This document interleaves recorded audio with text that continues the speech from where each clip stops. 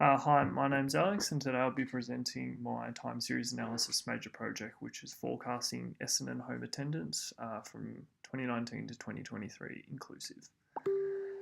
So the project overview, the data was obtained from afltables.com, which is basically a website that provides AFL statistics publicly. So the data in question is the total home attendance figures for Essendon Football Club from 1921 to 2018 inclusive. It's worth noting the data is incomplete, as crowd numbers are only recorded from 1921, but there's still obviously an adequate sample for the analysis to be conducted. And the aim is to conduct an appropriate descriptive analysis that aids the fitting of a REMA or possibly ARMA model that can be used for forecasting. So here's the raw series. So as you can see, there's an upward trend. There's an intervention point during the 90s. So this is when the club moved away from their smaller grounds, which increased their home attendance figures fairly rapidly.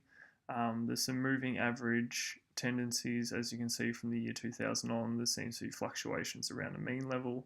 There's also autoaggressive properties with the neighbouring points being fairly close together.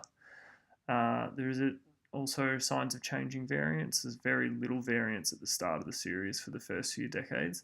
Then there's kind of a moderate variance and then a large variance through the intervention point. And it's kind of settled in a relatively large variance period towards the end. And finally, there's obviously no seasonality.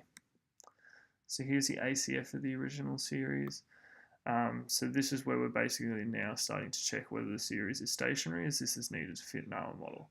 So as all lags are significant, this is signs that the series is non-stationary. An ADF test is also conducted on the raw series, and it came back with a very high p-value. So basically conclude that it's non-stationary, and we need to move on to firstly a transformation. So we did the Box-Cox transformation, and it returns a maximum likelihood estimate lambda value of 0.3. So here's the series with the transformation applied. So basically the transformation helps make the data more normally distributed and also helps control the variance of the data. This is useful because sometimes this alone can help make the data stationary and means an ARMA model can be fit. And even if it doesn't, controlling the variance is useful, even if differencing is needed, as it makes the series more stable in general, which helps modelling.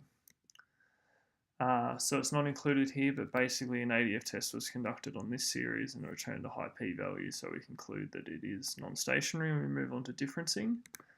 And as you can see, after first differencing, it looks much more stationary now. It's just fluctuating around a mean level with some AR and MA properties apparent. So basically we conclude that it's an AREMA model with D equals 1. Now we just need to set the P and Q parameters. And here's the ADF test now after the differencing, which shows a very low p-value, so we can be satisfied that the series is now stationary and we can look at parameter estimation for P and Q. So the ACF of the difference and transform series shows one significant lag, same for the PACF, and the EACF shows an upper vertex at AR1 and MA0.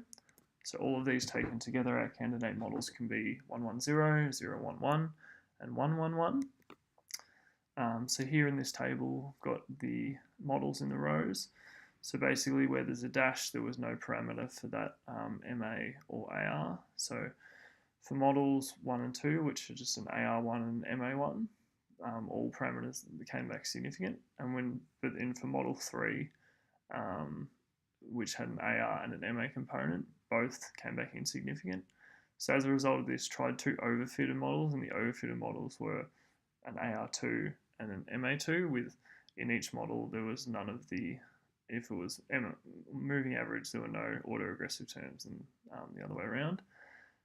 So basically the AR2 model came back with a highly insignificant AR2 parameter, but for the MA, the second parameter was only just insignificant. So for diagnostic checking, I took forward the AR1 model, the MA1 model, which is shown in the top two rows, and the MA2 model, which is shown in the final row. And I'm not going to display all of the residuals for the models because they're all quite similar, but basically Here is the residuals for the chosen model, which was the 110 for the maximum likelihood method. So the maximum likelihood method is generally preferred over the conditional sum of squares, and hence why it was chosen. And as you can see from the histogram, the residuals, it did fail the Shapiro-Wilk test for normality, but they are approximately normally distributed. And as I said, the conditional sum of squares, the diagnostics overall were quite similar. So using that method over maximum likelihood didn't seem to show any sort of improvement. So we can go with the maximum likelihood. And yeah, as I just want to reiterate, the residuals are approximately normally distributed, and no model's perfect, so this one can kind of be considered good enough.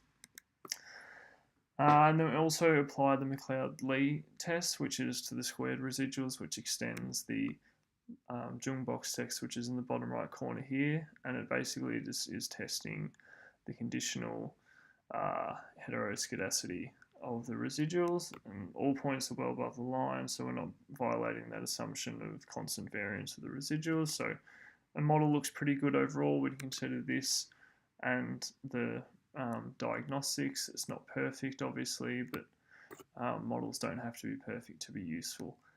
Now we can move on to forecasting. So basically here we can see the forecast for the next 5 years, and you can see the 80% in blue and the 95% in red prediction intervals for the series. So yeah, just in quick summary, the model selected was the ARIMA 110 with the maximum likelihood method, and this was the output in terms of the forecast, which seems reasonably good. Perhaps the high of the 80 and the 95 are a bit high considering ground size and things like that, but overall it seems like quite a good model.